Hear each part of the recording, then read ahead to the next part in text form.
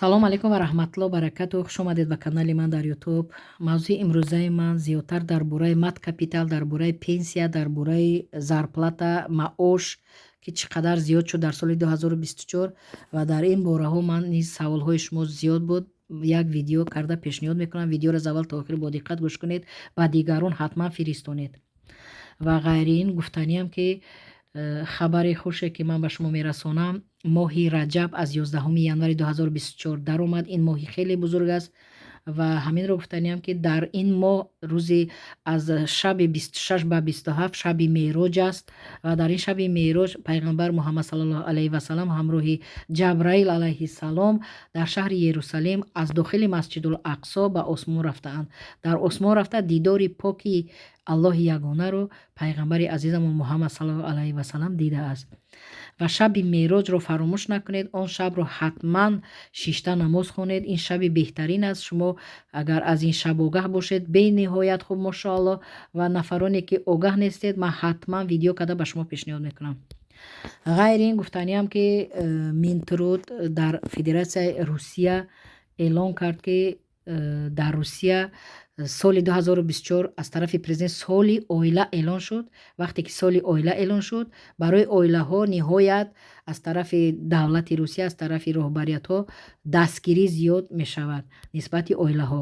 ва баъдан Минтруд низ гуфт ки нақшаҳои зиёдеро ба анҷом расониданд ва баъзеаш дар ҳолате ки баррасӣ аст ба мардум баъд пешниҳод мешаванд ки кадом нақшаҳо, кадом дастгириҳо аз тарафи давлат барои оилаҳо шудааст. ва вақте ки пешниҳод шуд, эълон шуд, таҳти имзо қарор гирифт, ҳатман зинда соғ саломат бошем. мо низ эълон мекунем ба шумо ки аз тарафи давлат барои оилаҳо чӣ беҳбудӣ ва чӣ дастгирӣ шудааст. ҳаминро бояд қайд кунем ки дар Федератсияи Русия нафароне ки нафақа мегиранд, Минтруд эълон кард ки нафақаи пиронсолӣ 23500 бояд шавад. як. дуюм, Минтруд ғайри ин эълон кардааст масалан сину соли нафақа. нафароне ки мардҳо соли 1961 таваллуд шуданд, соли 2024 метавонанд ариза супоранд барои гирифтани нафақаи пиронсолӣ ба социални фонд ба воситаи госуслуг ва МФЦ. ва занҳое ки соли таваллудшон 1966 ҳастанд, онҳо низ дар ин соли 2024 барои нафақаи пиронсолӣ метавонанд ба воситаи госуслуг саҳифаи худашон ва МФЦ ба социални фонд ариза супоранд. рафта муроҷиат накунед, фақат ариза супоред, ҷавоби хатӣ гиред. агар ба шумо рад карданд, отказ карданд, ҳатман назди ягон юрист, адвокат рафта ҳаққи хизмати ӯро диҳед. ӯ ба шумо пурра мефаҳмонад ки ба кадом сабаб шуморо отказ рад карданд ё ягон илоҷаш бошад, ба шумо ҳатман мефаҳмонанд. чунки бе юрист адвокат шумо сарфаҳм намеравед. ғайри ин гуфтаниам ки маткапитал, саволҳо зиёд мешаванд ки маткапитал манъ шудааст, пасобия манъ шудааст. не, пасобия дода истодаанд, ягон касам манъ накардаанд. агар ягон тағйирот иловаҳо дар қонун навъ шавад, эълон мекунем. айни ҳол ҳама пасобия гирифта истодаанд шаҳрвандони Русия, фарзандошон. ва маткапитал манъ шуд дар соли 2024 ба ҳамон нафарое ки падару модар масалан шаҳрванди дигар давлат буданд, фарзанд дар дигар давлат таваллуд шуд, баъд омада дар Русия шаҳрванди Русия шуданд, масалан зану шавҳар, баъд фарзанди онҳо шаҳрванди Русия шуд, ба ҳамонҳо маткапитал дода нашавад. ҳамин дар соли 2024 аз моҳи январ манъ карда шуд. ҳамин саволҳо оиди маткапитал мешавад. мана ба саволҳои шумо ҷавоб. ва ғайри ин маткапитал дар Федератсияи Русия соли 2024 сол барои якум фарзанд 40,000 рубл зиёд шуд, яъне 631,000 рубл шуд. барои дуюм ва дигараш фарзандон 834,000 рубл маткапитал шуд дар соли 2024 сол.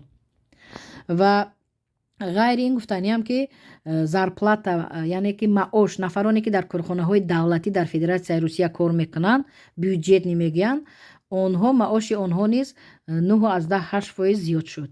аз 1 январ аллакай маоши онҳо зиёд шуд. ва дар ҷумҳурии Тоҷикистон нафароне ки ҳамихел дар корхонаҳои давлатӣ кор мекунанд, бюҷавӣ, яъне онҳо низ аз моҳи июли 2024 40% маоши онҳо баланд шуд. масалан муаллимон, духтурон, вазорату идораҳо ва ғайра. маоши онҳо 40% зиёд шуд дар соли 2024. инро аз моҳи июл яъне ки зиёд мешавад дар ҷумҳурии Тоҷикистон. барои ҳамин нафароне ки зиёд саволҳо метиҳед дар бораи пособия ва маткапитал дар видеоҳои пештара низ ба шумо ман пурра фаҳмондаам ва метавонед видеоҳои пештараро бинед ва ғайри ин дар ин видео ман ҳамин чизое ки масалан саволҳое ки нав буду нофаҳмо буду бисёр саволҳо буд барои ҳамин ба саволҳои шумо ман ҷавоб додам ва ғайри ин хоҳиш мекунам нафарое ки ҳамин видеоҳоро гӯш мекунед тамошо мекунед ва саволҳо баъзеҳо менависанд касе агар имконият дорад як ҷумла ду ҷумла ба саволҳои дигарон имконият дорад аз дасташ биёяд ва ҷавоб нависад бениҳоят савоб мегирад ин садақаи ҷория мешавад ҳаминро бояд мо донем ки зиёд инсонҳо савол метиҳанд ки чаро шумо видео мекунед ва дар видеоҳотон аз ислом ва таърихи ислом ва зиндагии паёмбарҳо мо занҳо бисёр мехоҳем фаҳмем чунки зан ба зан савол додан осонтар аст ва шумо чунин видеоҳо хеле кам доред ба ман чунин савол медиҳанд хуш ба ҳоли шумо ҳазор раҳмат ба падару модари чунин занҳое ки масалан дар фикри чизу чораву пулу мансабу дигару дигар набуда дар фикри чӣ ҳастанд дар фикри қиёмат ҳастанд ман ба хотири анами саволҳои шумо кӯшиш мекунам чунин видеоҳоро зиёд кунам аз даст омадаро ман олими дин нестам аммо аз даст омадаро мутолиа мекунам мехонам ва масалан олимҳои дин ҳастанд ки ба дигар забонҳои англисию дигар забонҳо масалан баромад мекунанд масалан баъзе олимҳои дин ҳастанд тотор ҳастанд ва забони русӣ баромад мекунанд албатта занҳои тоҷики мо онҳоро намефаҳманд барои ҳамин зан ба зан савол додан албатта медонам ки осонтар аст ба саволҳои шумо ман кӯшиш мекунам дар ояндаҳо видеоҳои дар бораи дини ислом таърихи дини ислом зиндагонии масалан паёмбарон ки савол дода шудааст ман ҳатман ба шумо видео пешниҳод мекунам вақте саволҳо агар шавад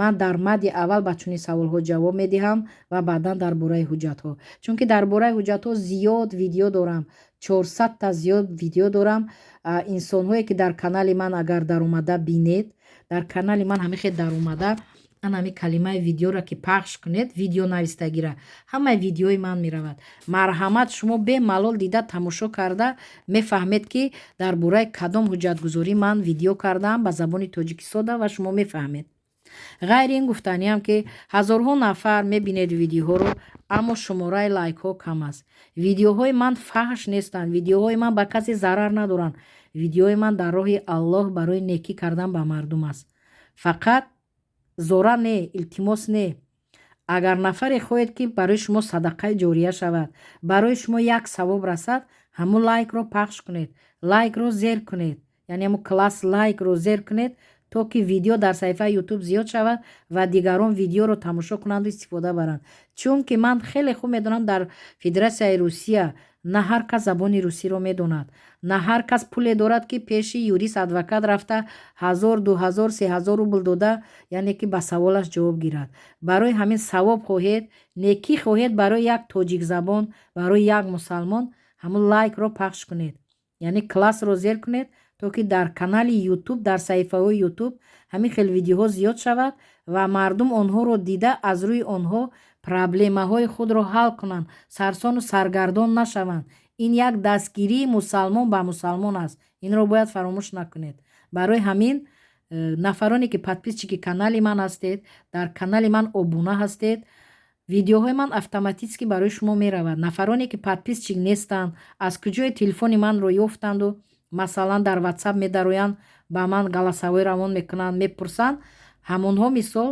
агар имконият доред подписчик шавед дар канали ман аъзо шавед ва то ки видеоҳои манро сари вақт бубинед баъдан рақами телефон мепурсед дар экранҳои ҳамин канали ютуби ман рақами телефони ман ҳаст фақат барои ватсап ва фақат ман хоҳиш мекунам занг назанед галасавой равон кунед ба кадом хотир он рақам мондам зиёд инсонҳо дар ҳолати вазнин ҳастанд ё сирри оилаи худро дар канал дар видеоҳои дар ютуб дар комментариҳо навистан имконият надоранд барои ҳамин дар ватсап галасавой равон карда аз ман маслиҳати ҳуқуқӣ мегиранд барои ҳамин хоҳиш мекунам занг назанед ман ба зангҳои телефонӣ имконияти ҷавоб додан надорам серкор ҳастам баъдан хоҳиш мекунам ки якдигарро дастгирӣ кунед ба роҳи аллоҳ як некӣ кардан барои як некӣ шумо 10 некӣ мегардад.